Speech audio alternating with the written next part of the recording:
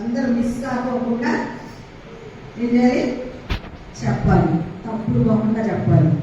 మీరు మనకి ఇంకా సెమీ క్రిస్మస్కి ఒక నెల మధ్యలో ఉంది. అయితే మీరు చక్కగా ఈ నెల అంతా బాగా నేర్చుకున్నారు అనుకోండి. డ్యాన్స్లో ఏమంటారు చెప్పండి.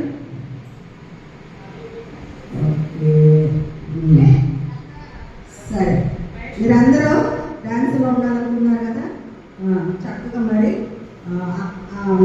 మన సండే స్కూల్ నుంచి గారు చక్కగా పాటలు నేర్పిస్తారు, యాక్షన్ సాంగ్స్ నేర్పిస్తారు, తర్వాత డాన్స్ నేర్పిస్తారు.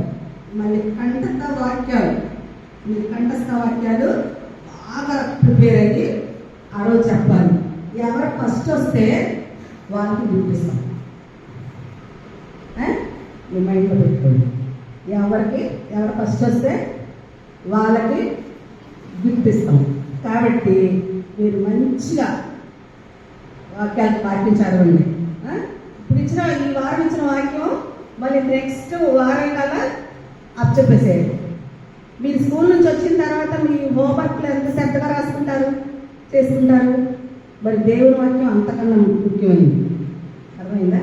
కాబట్టి చక్కగా వాక్యం చదవండి, పాటలు నేర్చుకోండి. టీచర్ గారు డాన్సులు నేర్పిస్తారు, మీకు డాన్సులు నేర్చుకోండి. మనం సెమీ క్రిస్మస్ రోజు ఎంజాయ్ అనమాట మనది. ఓకేనా? ఎంజాయ్ మనం చేస్తాం అందరం. ఓకేనా?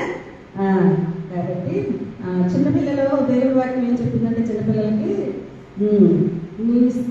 నీ బాల్యమందే ఈ సృష్టికర్తను స్మరణకు తెచ్చుకోవాలి. అంటే ఏంటి స్మరణకు తెచ్చుకోవడం అంటే? జ్ఞాపకం చేసుకోవాలి.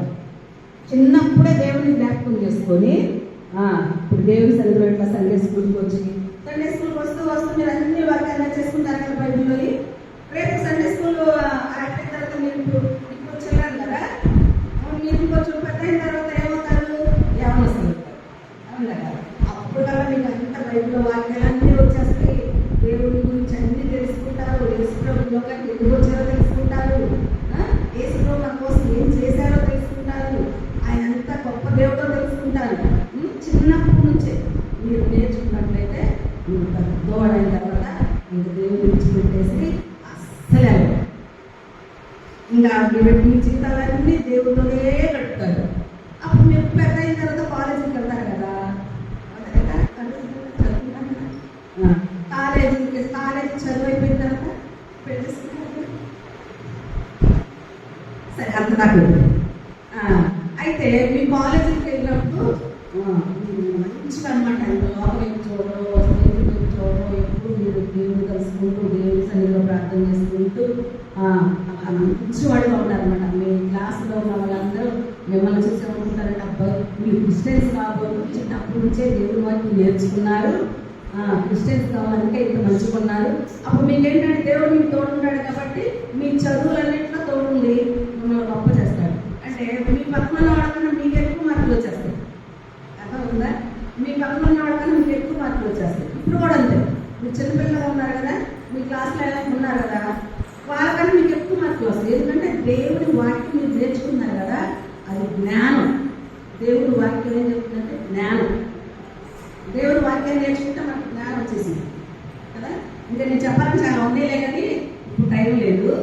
మీ ముందు కొంతమంది మాదిరిని, కొంతమంది పిల్లలు ఎలాగా భక్తిలో ఎదిగారో, వాళ్ళు ఎంత మంచి ఉన్నతమైన స్థితిలో ఉన్నారో నేను తర్వాత మీకు చెప్తాను. ఓకేనా? సెకండ్ సాటర్డే సండే నేను ఎక్కడికి వెళ్ళను కదా, అప్పుడు మీతో మాట్లాడతాను. నెక్స్ట్ వచ్చే వారం అప్పుడు మీకు చాలా మందిని మాదిరి మీకు చూపిస్తాను, కథలు చెప్తాను. ఓకేనా?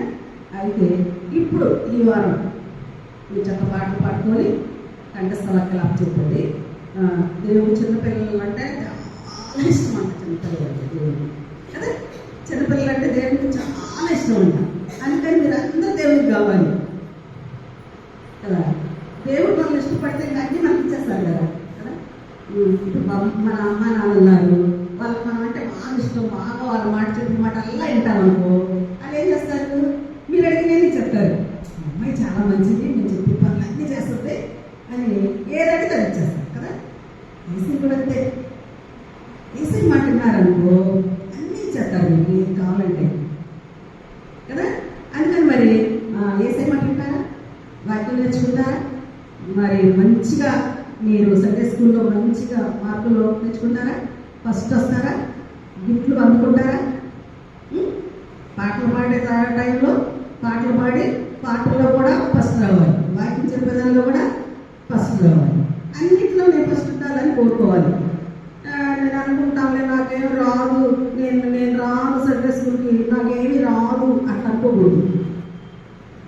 అట్లా అనుకోకుండా నేను సండే స్కూల్కి వెళ్ళాలి, నేను ఫస్ట్ రావాలి, నేను వాక్యం నేర్చుకోవాలి అని ఆసక్తి ఉండాలి పిల్లలు కదా. అలా ఉంటారు కదా అంటారు. సరే, మీరు పాటలు పాడుకొని అక్క చెప్పే వాక్యాన్ని నేర్చుకొని ప్రార్థన చేసుకొని మీరు సరే. Bye children, bye. వందనాలు చెప్పండి అమ్మగారికి. వందనాలు. ఓకే, వందనాలు మీ అందరికీ.